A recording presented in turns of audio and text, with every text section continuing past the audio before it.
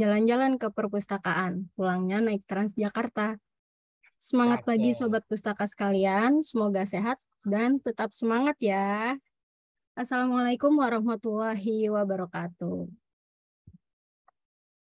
Halo Sobat Pustaka, senang sekali sore ini saya bisa hadir untuk sharing pada acara Storytelling Kemenkeu. Ini acara perdana ya. Mungkin ada teman-teman di sini yang bukan dari KLI. Izin saya memperkenalkan diri dulu. Nama saya Vita Rahmat. Biasa dipanggil Vita. Saya saat ini bertugas di Biro KLI Setjen, tepatnya di Perpustakaan Kemenkeu. Sudah 6 tahun di Perpustakaan Kemenkeu ini dan baru tahun lalu diangkat menjadi jabat fungsional pustakawan. Nah, berbicara tentang pustakawan, pustakawan ini juga punya tugas salah satunya untuk storytelling, yaitu menceritakan buku atau koleksi yang ada di perpustakaan, supaya teman-teman atau pegawai bisa berminat untuk membaca buku-buku di perpustakaan. Nah, hari ini saya akan menceritakan sebuah buku novel karya Matt Haig yang berjudul The Midnight Library atau Perpustakaan Tengah Malam. Nah, sebelum kita memulai, ini ya bukunya, saya perlihatkan dari covernya bisa kita lihat ya. Buku ini di lokasi yang malam-malam seperti ini terus banyak buku yang berjatuhan. Nah, memang mungkin bagaimana pendapat teman-teman kira-kira apa sih isi bukunya? Apakah tentang perpustakaan di tengah malam atau uji nyali gitu? Boleh open mic kalau ada yang mau berpendapat. Kira-kira atau ada yang udah pernah baca bukunya? Kayaknya Mas bukannya Dani udah baca tentang belum? tentang orang yang Di sini insomnia ada ini bukan? teman-teman, ada dari Mbak Debi dari Itjen, terus Devi Suhaila ini dari KPPN Tebing Tinggi, Mbak Ripita Sari. Nah, yang lain nih dari KLIN teman-teman sendiri nih. Mas Sinta, Mbak Indri, Mbak Enda, Mas Dani, Mas Aib. Belum pernah ada yang baca ya? Ya, sebelum kita memulai, eh, saya akan memberikan sebuah games. Games ini akan berhubungan dengan isi bukunya. Saya minta teman-teman berinteraksi dalam game ini. Nama gamesnya Games Ganjil Genap. Nah, di sini ada aturan mainnya. Siapkan jari Anda untuk mengetik jawaban di kolom chat. Tulis pilihan jawaban Anda, nanti saya akan bacakan 3 pertanyaan, dan setiap pertanyaan akan diberikan pilihan jawaban ganjil atau genap. Nah, nanti di setiap pertanyaan itu, saya beri waktu 10 hitungan, di hitungan ke-10, saya buka rahasia di balik jawaban itu. Nah, nanti teman-teman akan mengetahui apa saja jawaban di akhir hitungan ke-10 ya. Nah, silakan teman-teman bersiap-siap. Ya, Mbak Debi belum baca bukunya. Siap-siap ya dari pertanyaan yang pertama. Tuliskan di kolom chat. Pertanyaan yang pertama. Jika Anda diberi kesempatan memutar waktu, tepat saat Anda baru lulus kuliah, Anda memilih untuk apa? Silakan dipilih ganjil atau genap, tuliskan di kolom chat. Saya hitung 10 hitungan. 10, 9, 8, 7, 6, 5, 4, 3, 2, 1. Ya, jawabannya ganjil bekerja, genap menikah. Atau kebalik ya. Ganjil bekerja, genap menikah. Oke, pertanyaan yang kedua. Pada saat liburan naik arung jeram, Anda dan pasangan nyaris tenggelam. Anda sadar pasangan tidak bisa berenang. Siapa yang Anda selamatkan duluan? Silakan dipilih ganjil atau genap. Saya hitung ya. 10, 9, 8, 7, 6, 5, 4, 3, 2, 1. Ya, ganjil adalah pasangan dan genap diri sendiri. Pertanyaan yang ketiga. Jika Anda dihadapkan dalam situasi terburuk dan dihadapkan dalam dua pilihan yang sama-sama buruk, tapi tetap harus dipilih, Anda akan memilih yang mana? Ganjil atau genap? Silakan ditulis di kolom chat. 10, 9, 8, 7, 6, 5, 4, 3, 2, 1. Ya, jawabannya ganjil. Rumah kebakaran, genap pasangan meninggal. Astagfirullahaladzim. Gimana? Setelah memilih jawaban-jawaban itu, saya pengen tahu nih perasaan teman-teman yang sudah memilih jawaban. Saya coba tanya ya, boleh open mic nih. Gimana Mbak Debbie setelah memilih jawaban-jawaban itu? Gimana perasaannya Mbak Debbie? Puas nggak? Udah dengan pilihan-pilihan itu? Biasa aja sih, biasa aja. Ada yang enggak lah ya. Nggak puas? Ada yang enggak, ya. Main pilih-pilih aja tadi. Asal pilih aja nih, pakai insting atau tebak-tebakan aja? Tebak-tebakan aja. Ada yang pengen dirubah nggak tadi jawaban? Yang mau nikah. Jadi maunya kapan? Yang langsung, tadi kan milihnya tadi bekerja. Oh iya. Oke, coba satu lagi sekarang yang laki-laki. Maunya, ayo. Mas Dani. Gimana jawabannya Mas Dani? Puas nggak tadi pilihan-pilihannya? Ya nggak puas, udah nggak bisa nyelamatin istri, habis itu istri langsung meninggal, ya gimana? Serem banget itu. Iya, jangan marah-marah. Iya, ya begitulah teman-teman. Itu kalau bisa dirubah, mau dirubah nggak Mas Dani? Kalau bisa dirubah.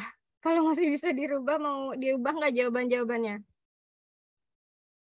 Tukaran nanti pilihan berikutnya, pilih siapa yang mau mati duluan, aku apa istri, kan gitu, bingung juga jawabnya gitu.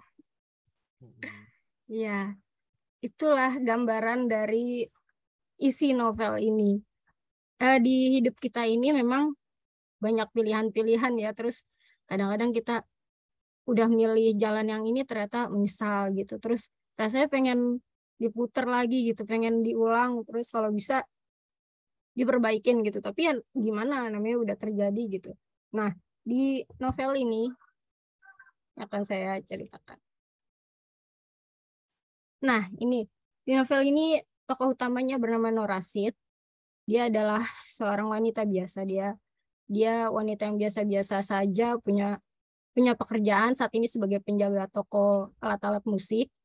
Kemudian, tapi dia masa lalunya memang bisa dibilang kurang beruntung ya. Dia sudah tidak punya orang tua, terus dia pernah membatalkan pernikahannya 2 hari sebelum hari H. Dia nggak gagal menikah. Terus dia sahabat satu-satunya pergi ke Australia. Dia sekarang hidupnya sendirian karena kakak satu-satunya juga jauh dari dia. Dia hidup sendirian di apartemen, hanya ditemani seekor kucing. Nah, pada suatu hari, dia dikabarkan tetangganya kucingnya itu tergeletak di tepi jalan gitu. Gimana dia nggak kaget gitu. Karena teman dia satu-satunya itu tiba-tiba sudah mati begitu saja gitu. Dia sedih banget saat itu. Nah, tidak hanya itu, di suatu hari itu dia tidak hanya mendengar kabar kucingnya meninggal, setelah itu dia juga kehilangan pekerjaannya karena kucingnya meninggal itu dia terlambat bekerja, akhirnya dipecat. Nah, dia sampai rumah, dia juga dikabarin pekerjaan sampingannya sebagai guru les piano juga harus berakhir karena katanya anak muridnya itu udah nggak mau lagi main piano. Terus dia juga dapat kabar dari tetangganya. Tetangganya itu lansia, 85 tahun. Sebelumnya dia suka membantu lansia itu untuk mengambil obat di apotek. Tapi lansia itu tiba-tiba bilang, Nora, kamu nggak usah ngambilin aku obat lagi deh. Soalnya aku udah punya anak kecil buat bantuin aku gitu. Jadi Nora merasa, ya ampun, ternyata saya sudah tidak dibutuhkan lagi di dunia ini gitu. Dia sudah tidak punya pekerjaan, sudah jauh dari semua orang-orang yang dia sayang gitu. Terus dan orang-orang yang biasanya dia bisa bantu itu juga sudah tidak butuh dia lagi gitu.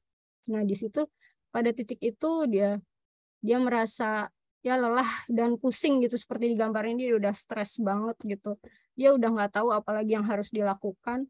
Akhirnya ya dia menempuh jalan pintas, dia minum minuman keras, dia minum obat-obatan sampai akhirnya di saat tengah malam, tepat di tengah malam, dia sudah mengawang-awang gitu, udah antara hidup dan mati.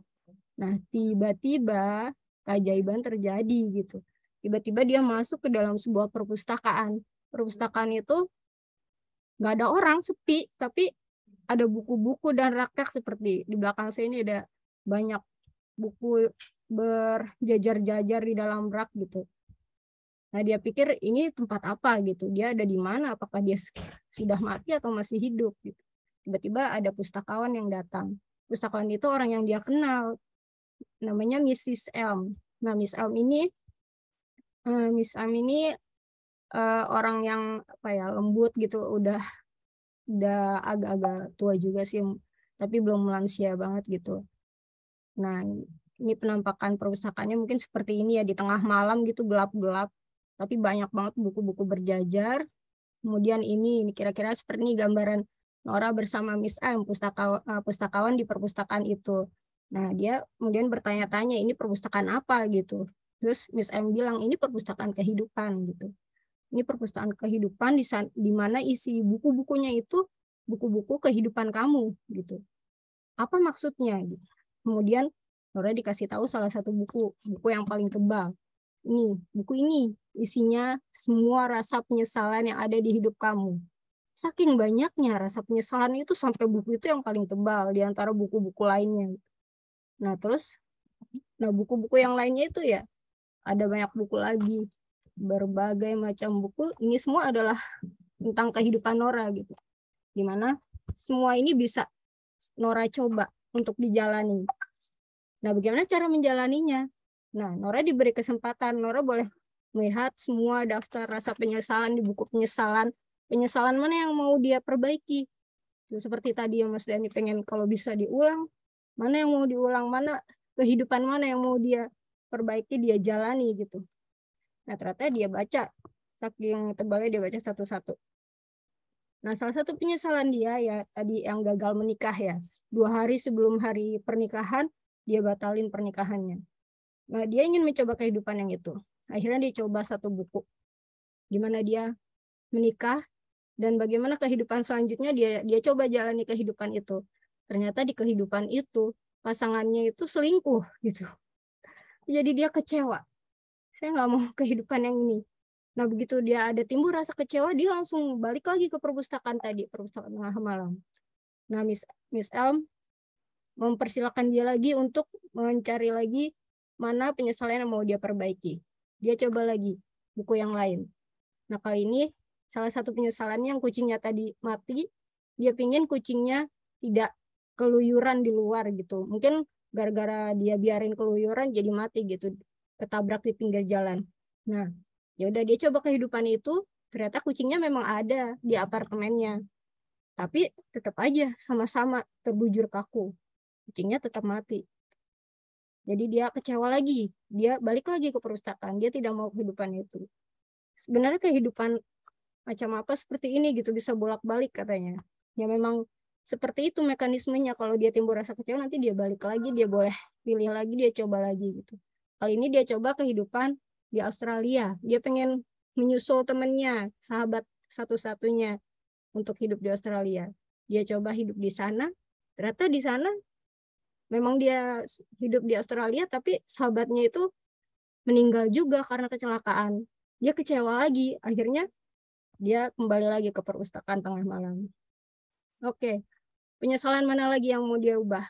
Kali ini dia mau mengikuti cita-cita ayahnya yang sudah meninggal, yaitu supaya dia jadi atlet olimpiade. Karena dulu waktu dia SMA dia tuh juara olimpiade sampai ayahnya tuh pengen dia meneruskan karir di bidang itu, tapi dia tidak setuju gitu. Akhirnya dia berhenti berenang, tapi dia pengen coba, barangkali mungkin kehidupan itu lebih baik. Dia coba jadi atlet olimpiade di kehidupan itu. Setelah masa pensiun, dia jadi motivator olahraga gitu, yang terkenal. Tapi ternyata di situ ayah dan ibunya bercerai. Ayahnya juga bercerai itu gara-gara ayahnya selingkuh. Dia kecewa lagi di kehidupan itu. Akhirnya dia balik lagi ke perpustakaan gitu terus sampai dia tuh bosan. Ini kehidupan apa, nggak ada yang benar apa gitu. Saya udah coba memperbaiki tapi akhirnya gitu nggak ada yang bagus juga gitu. Dia kecewa terus gitu. Ya, kamu harus mencari sendiri gitu. Akhirnya dia terus mencari kehidupan mana sih yang bagus buat dia, yang bisa memperbaiki rasa penyesalannya gitu. Akhirnya salah satu cita-cita dia itu jadi glasiolog. Glasiolog untuk meneliti gletser di kutub gitu. Nah, ternyata dia coba kehidupan itu, di sana ada satu tantangan. Tantangannya kalau mau meneliti gletser, dia harus siap-siap ketemu sama beruang kutub kayak gini. Ya coba lihat bagaimana rasanya kalau kita ketemu beruang kutub gede gitu di depan mata kita. Pasti serem banget gitu. Kalau kita di kebun binatang aja nggak berani deket-deket ya, apalagi ini di real life gitu, di depan mata kita ada beruang kutub datang. Ya, tapi dia harus menghadapi itu karena kalau cita-citanya jadi glasiolog gitu. Nah ternyata beneran waktu dia menjalani itu, dia ketemu beruang kutub. Baru muncul kayak gini, kayak digambar nih. Dari dalam es tuh muncul keluar, terus udah ngeliatin dia tuh kayaknya udah mau nerekam aja, udah mau nyamperin gitu. Tapi kan dia udah dibekali peralatan nih, ada senapan sama satu lagi ada panci sama pemukulnya. Jadi beruang itu caranya supaya nggak mendekati. Pertama, dipukul-pukul itu pancinya sampai berisik. Nah itu biasanya beruang kalau takut dia nggak akan mendekati. Tapi kalau masih belum takut, dia terus maju. Nah, cara terakhir yaitu senapannya. Nah, tapi dia kan belum tentu juga pakai senapan dia bisa kena gitu. Akhirnya dia berusaha sekuat tenaga tuh, pukul-pukul itu pancinya, tong tong tong tong tong tong, sampai dia udah rasanya pengen kayak pengen ketakutan banget itu, saking takutnya dia tuh ngerasa baru kali itu ngerasa dia pengen hidup gitu. Padahal di dunia dia yang nyata itu kan dia pengen mati ya karena semuanya nggak benar di dalam kehidupannya gitu. Tapi ketika dia mencoba kehidupan ini baru kali ini dia merasa pengen mati, pengen hidup gitu. Dia pengen hidup. Tapi ternyata dia kembali lagi ke perpustakaan. Dia bingung kenapa ya kembali lagi gitu. Padahal di situ dia merasa pengen hidup. Akhirnya dia coba lagi kehidupan yang lain. Kali ini dia berharap kehidupan yang sukses. Salah satu karir dia waktu dia masih muda itu dia jadi penyanyi sebuah band. Tapi band itu gagal ya. Nah, dia berharap di kehidupan yang ini dia jadi penyanyi yang sukses. Dan benar di kehidupan ini dia benar-benar menjadi penyanyi yang sukses, terkenal gitu sampai konsernya sebesar ini kayak digambar nih. Konsernya terus jadwal konser itu wah panjang banget gitu sampai kemana-mana keluar kota gitu. Dan dia jadi artis yang banyak penggemarnya. Nah, tapi di kehidupan yang ini kakaknya meninggal karena overdosis. Dia kecewa lagi, balik lagi ke perpustakaan. Dia akhirnya udah capek ya bolak-balik kehidupan mana aja nggak ada yang benar gitu. Dia akhirnya memohon, coba ada nggak satu kehidupan yang lembut aja gitu, yang benar-benar biasa aja juga nggak apa-apa, yang penting dia tenang gitu. Akhirnya dia coba satu kehidupan ini, kehidupan di mana dia jadi seorang istri dengan satu orang anak perempuan. Kayaknya udah jadi keluarga bahagia banget gitu. Sampai saking dia bahagianya dia nggak mau keluar dari kehidupan itu gitu. Tapi ternyata tiba-tiba dia ditarik balik lagi ke perpustakaan. Terus dia kan kecewa sama Miss Elmnya itu. Miss Elm, kenapa saya ditarik lagi gitu. Padahal saya udah merasa itu kehidupan yang paling cocok gitu. Itu kehidupan yang paling tenang. Ya, kamu harus menemukan sendiri jawabannya, Nora, gitu kata misalnya. Mungkin bukan itu kehidupan yang cocok buat kamu gitu. Nah, akhirnya Nora sadar di titik itu. Kehidupan yang cocok untuk dia sebenarnya bukan kehidupan yang berdasarkan rasa penyesalan dia. Dia menyesal sudah ini, sudah itu, dan dia pengen perbaikin gitu. Tapi kehidupan yang cocok untuk dia adalah kehidupan yang saat ini, di mana dia masih hidup, di mana dia masih dia masih diberi kesempatan umur oleh Tuhan, dan disitulah kehidupan yang berlangsung saat ini yang paling cocok, yang paling berharga untuk dia. Karena mungkin dalam hidup memang akan selalu ada rasa sesal, tapi ketika kita masih hidup, kita akan selalu diberi pilihan-pilihan seperti games tadi, di mana ada yang baik atau buruk, tapi kita tidak akan tahu gimana akhirnya kecuali kita menjalankannya. Nah, di situ mungkin pesan yang ingin disampaikan dari novel ini. Ya, mungkin saya ingin share untuk menyimpulkan storytelling hari ini, saya ingin share sebuah lagu ini yang cocok banget dengan cerita hari ini. Nah, ini. Sebentar.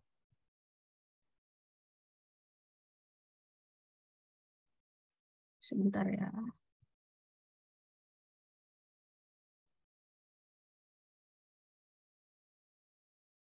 Nah, ini silakan teman-teman kalau mau nyanyi boleh Jangan kau sesali segala yang telah terjadi. Syukuri apa yang ada. Hidup adalah anugerah. Tetap jalani hidup ini, melakukan yang terbaik. Tuhan pastikan menunjukkan kebesaran dan kuasanya bagi hambanya yang sabar dan tak kenal putus asa. ya. Dari novel ini syukuri apa yang ada, jalani kehidupan ini, sabar, dan terakhir senang disampaikan jangan menyerah. Jangan menyerah, jangan menyerah. Boleh nyanyi lagi? Jangan menyerah, jangan menyerah, jangan menyerah. Ya, buat teman-teman yang ada masalah atau udah dan hidup, semoga urusannya semoga dilancarkan semua. Semoga kita semua sehat selalu, rezekinya lancar, dan tetap semangat menjalani hidup. Sekian storytelling saya hari ini. Sampai berjumpa di story clip berikutnya. Salam literasi. Wassalamualaikum warahmatullahi wabarakatuh. Melakukan yang terbaik. Tuhan pastikan menunjukkan kebesaran dan kuasanya bagi hambanya. Silakan teman-teman kalau masih ada yang mau berkomentar seru atau enggak ceritanya.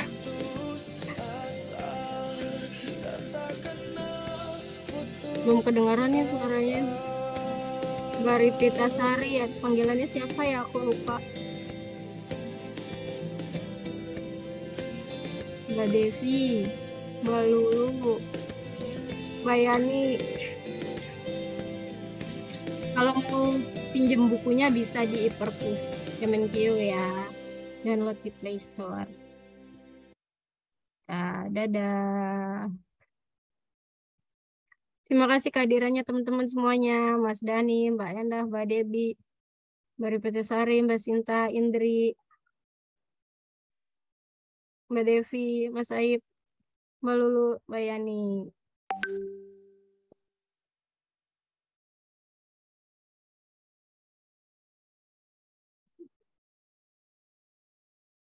Izin and meeting.